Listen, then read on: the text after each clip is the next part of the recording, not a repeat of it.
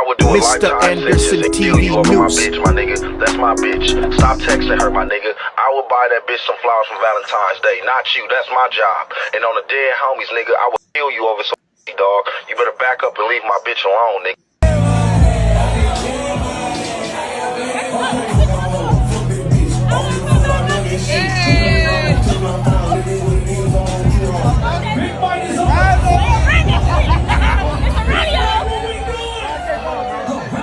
I'm doing a video, right? About to react to this video.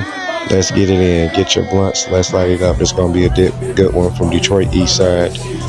Let's get it in. This is 35-year-old Jarrett Mays, a devoted father of 7 from Detroit's East Side whose life was cut short in broad daylight outside an apartment complex that had already seen too much violence. On the morning of July 4th, 2024, just before 11 a.m., police were called to the Peachtree Apartments in Clinton Township, Michigan, after reports of gunfire. When officers arrived, Jarrett was found lying in the parking lot, suffering from multiple gunshot wounds, including one to the head. Despite emergency efforts, he was pronounced dead at the scene. Just hours earlier, families across Michigan were preparing for cookouts, fireworks, and holiday plans, unaware that the day would end with another name added to a growing list of losses. But what makes Jarrett's death especially unsettling isn't just that he was killed in the middle of the day, it's where it happened, and what had already happened there before. But before we get to the unanswered questions, the stalled investigation, and the silence that followed, we have to go back to who Jarrett Mays really was, the life he was building for his children, and how a place already marked by violence became the final chapter of his story. This is the life and death of Jarrett Mays. Damn, I can't help my cousin bring bags and hoes. Hey, fellas. Hey, we not accepting cologne as gifts this Christmas. She either smelled it on another guy or her crush wear it. So this year, we not accepting that. So every time you put that cologne on, guess what she gonna think about? Bingo. Yeah, we ain't doing that. Always asking me what I got on. They be like, hey, Brandon, what you got on? Don't worry about it. Don't worry about it, sweetheart. Don't worry about it, sweetheart. That's split. That's split. In that bed, I don't play no whole lot of games now. Because in that bed, I turn into a real serious fucker. And I do a lot of serious fucking. Jarrett Mays was born and raised on Detroit's East Side, a place that shaped not only where he came from, but how he moved through the world. While his exact birth date has not been publicly emphasized, his roots in Detroit were never in question. This was the neighborhood that raised him, the streets that taught him responsibility early, and the community that would later mourn him as one of their own. From childhood, Jarrett grew up surrounded by family and familiarity. Detroit was not easy, but it was home. He learned early that stability did not come automatically. It had to be built, protected, and constantly maintained. Those closest to him would later say that even as a young man, Jarrett carried himself with intention. He wasn't reckless, he wasn't drifting. He understood that where you started didn't have to dictate where you ended up, but only if you were willing to work for something better. And Jarrett worked. School was never just about grades for him, it was about momentum. He attended schools in the Detroit area and moved through them quietly without drawing unnecessary attention to himself. He wasn't known as a troublemaker or a show-off. Instead, he was consistent, reliable, the kind of student who understood that showing up mattered. But much of Jarrett's education happened outside the classroom. Growing up on the East Side meant learning lessons early about responsibility, about protecting what's yours, about taking care of family whether you feel ready or not. Those lessons followed him into adulthood and would eventually define nearly every decision he made. As he got older, Jarrett didn't settle into one lane. He built his life in layers. Don't blend in. Stay in your lane. There's no traffic in your lane. You know what I'm saying? He worked in automotive manufacturing at Chrysler, holding down long shifts in an industry that demanded physical endurance and mental discipline. The job wasn't glamorous, but it was stable. It paid bills. It provided structure. And for a man who would eventually be responsible for 7 children, stability mattered. But Jarrett didn't stop there. He earned a nursing certification and worked at Beaumont Hospital, stepping into healthcare and patient care. Friends and family would later point out that this choice said a lot about him. Nursing wasn't easy work. It required patience, empathy, and the ability to stay calm under pressure. Jarrett had all 3. Before that, he had worked at UPS, gaining experience in logistics, physical labor, and time management. He moved between industries not out of desperation, but strategy. He understood that relying on a single income stream was risky. He diversified his skills the same way others diversify investments. And then there was Shoe Solutions. Shoe Solutions was Jarrett's own business, a shoe cleaning and restoration service he built himself. It reflected his entrepreneurial spirit and his refusal to rely solely on employment. The business wasn't chasing attention. It was about ownership, about creating something that belonged to him and could grow over time. My drawing process from start to finish. Start, finish. Big 4 well, I'm a member. Yeah. Leave a art code like December. What? Support your friends the same way that you do for the celebrity that don't even know you. If your friend's starting a business, go cop something from their clothing line. If they do a beauty, go get your nails or your hair done from them. I know that everybody got bills to pay for, but if you really my friend, don't tell me you ain't got it right now, because support don't always come in the form of money. If that friend dropping music, post it to your story. Retweet their business. There's tons of support you can do for free, but don't wait till they make. If you feel like you need to call me, FaceTime me, or even text, don't take it personal, please. I say this with the most humblest thing I could say. Don't take it personal. I don't like my phone. Don't call me, don't FaceTime me. Like, if it ain't about no money, nothing important, like, just wait till you see me in person. I'm a vibing person. Like, for real, like, we gonna joke, laugh, have a good ass time. Just be patient and wait till we in person. I just hate my phone. I really hate it. And you know, that's just what it is. I really hate my phone. I really wish we can go back to the old ways, but it is what it is. But just wait till you see me in person, and then we can vibe, we can do. But even that didn't fully define him. Jarrett was also involved in Detroit's local film scene, appearing in independent movies filmed in the city. At the time of his death, he was slated to appear in an upcoming independent film titled Caught in the Crossfire. Just like that, huh?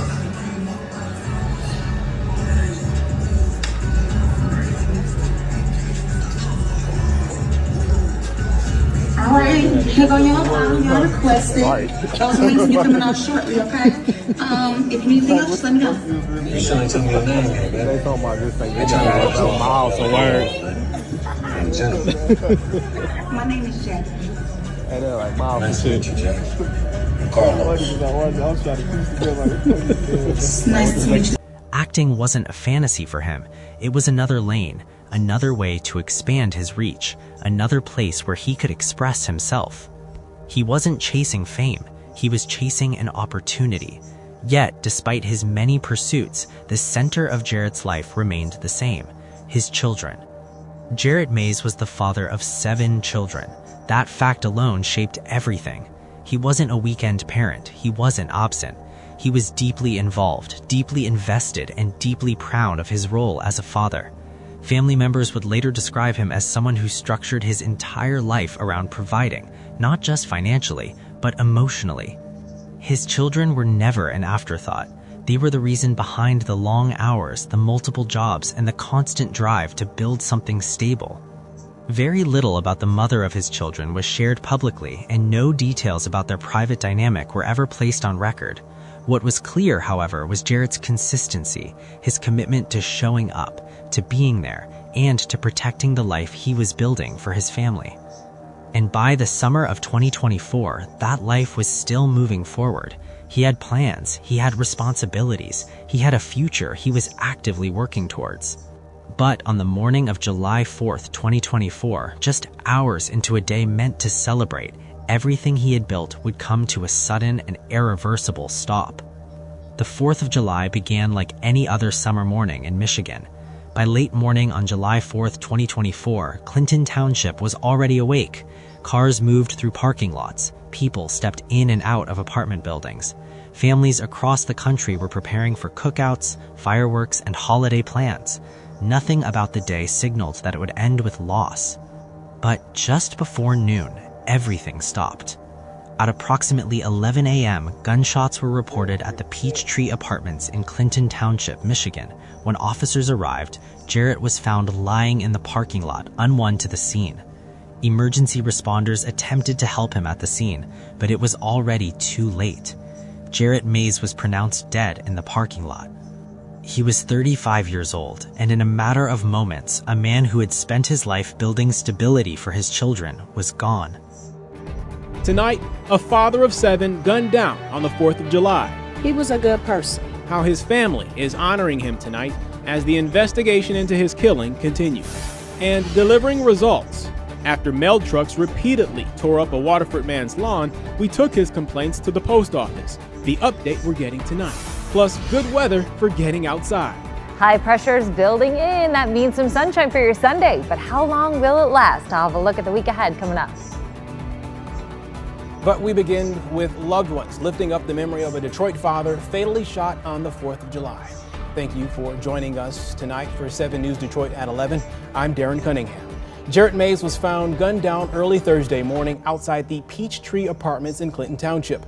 As police continue their investigation, friends and family gather for a vigil on Detroit's east side tonight. 7 News Detroit reporter Tiara Braddock was there and shows us how the father of 7 is being remembered. The vigil for Jarrett Mays was held here on the corner of Lenox and Linville on Detroit's east side. He was born and raised here, and his family wanted to have the vigil in the area that he called home. It hurts. It hurts to see someone at 35 years old who had their whole life ahead of them now gone. Lori Mays, Jarrett's aunt, was one of many people who came to the vigil to honor the father of 7. He was a good person, a very good person, a very loved person, a good dad. And it's very heartbreaking that he is no longer with us. Very heartbreaking.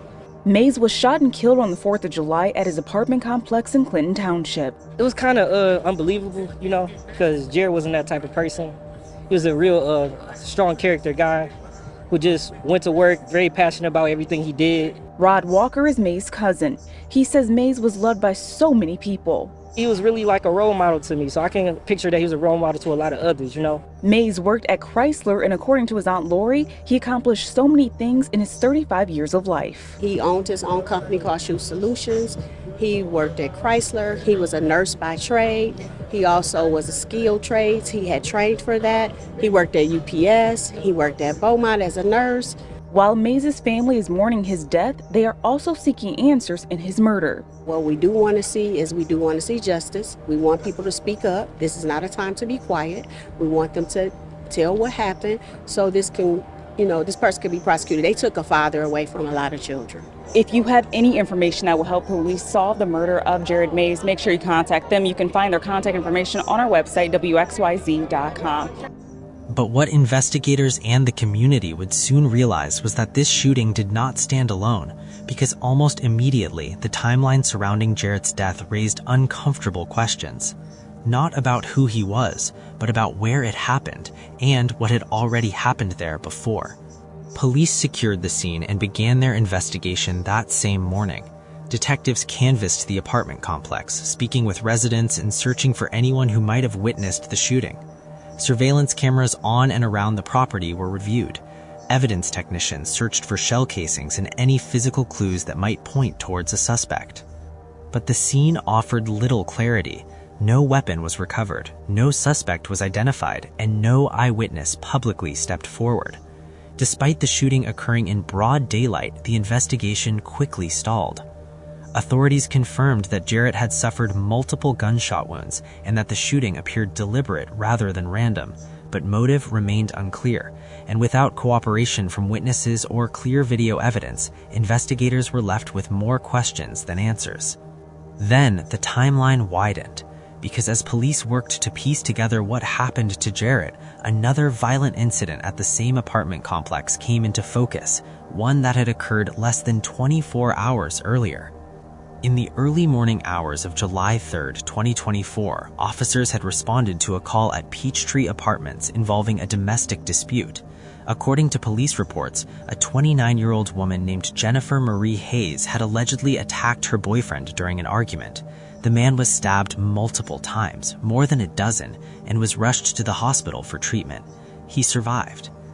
Hayes was arrested at the scene and later charged with assault intended to murder, a crime that carries a potential life sentence.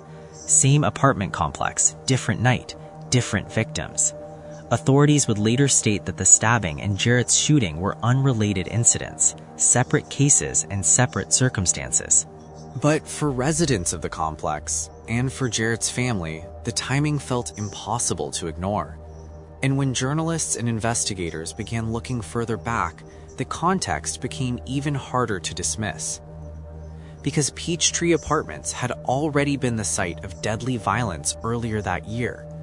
Long before Jarrett Mays was killed, the warning signs were already there, stacking up quietly, incident by incident, without ever being fully addressed.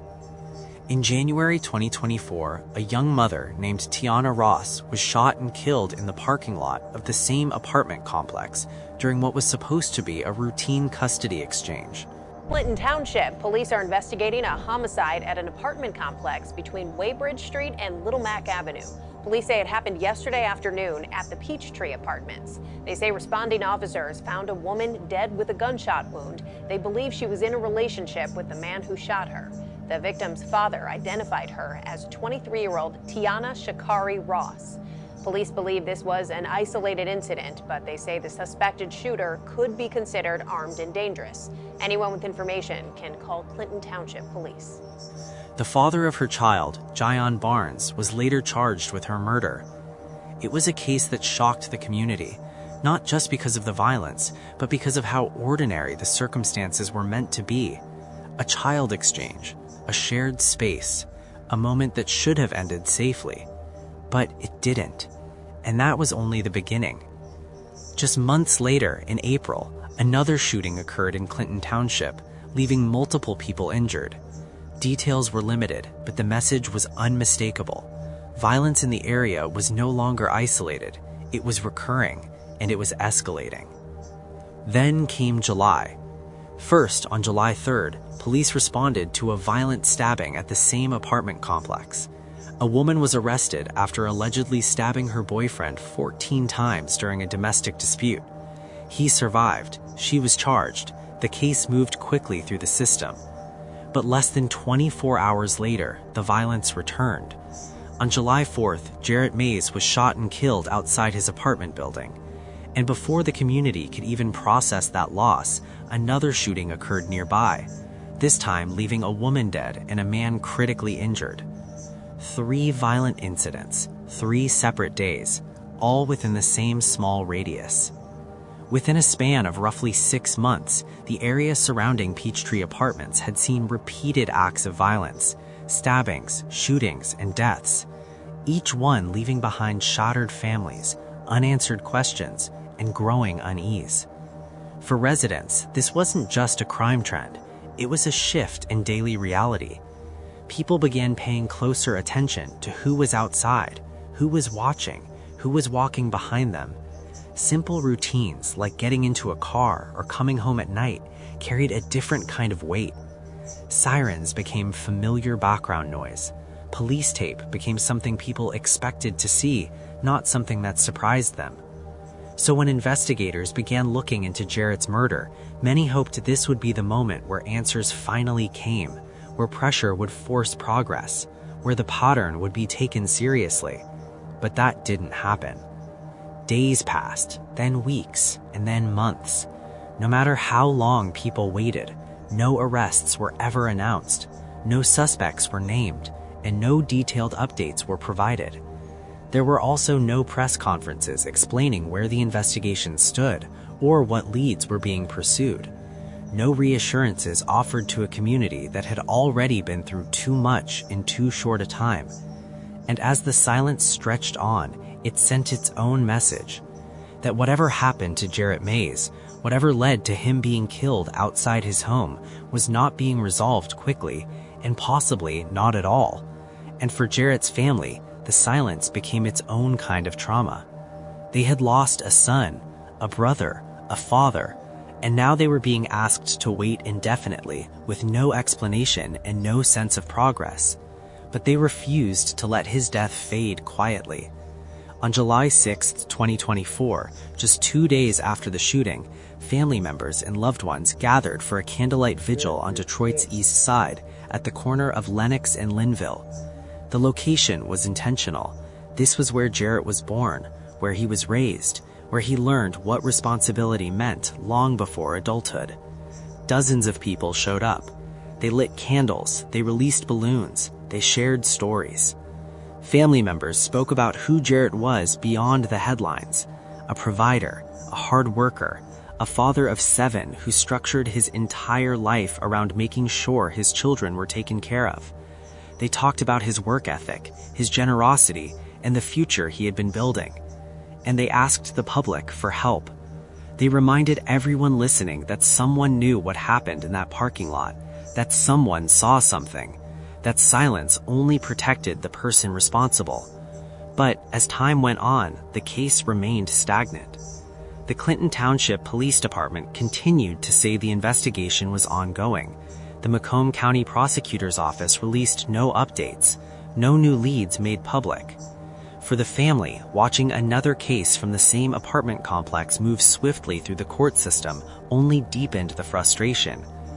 The stabbing case involving Jennifer Hayes progressed rapidly. She was arraigned within days, bond was set, hearings followed, the case advanced to trial. In November 2025, a jury returned a guilty verdict after deliberating for only a few hours. Meanwhile, Jarrett's murder remained unresolved. The contrast was difficult to ignore. In one case, there was a surviving victim who could testify, an alleged perpetrator arrested at the scene, physical evidence, clear charges. In the other, there was a man killed in daylight with no public witnesses and no visible accountability. And without cooperation from the community, whether out of fear, distrust, or silence, investigators were left chasing fragments. Jarrett's name eventually appeared on the National Gun Violence Memorial, listed among thousands of Americans killed by firearms each year. Social media posts continued to circulate, describing him as a devoted father, an entrepreneur, a son, and a friend. Some posts mentioned 3 children, others mentioned 7, but the truth remained the same. He left behind children who would grow up without their father, and his case began to echo another familiar story.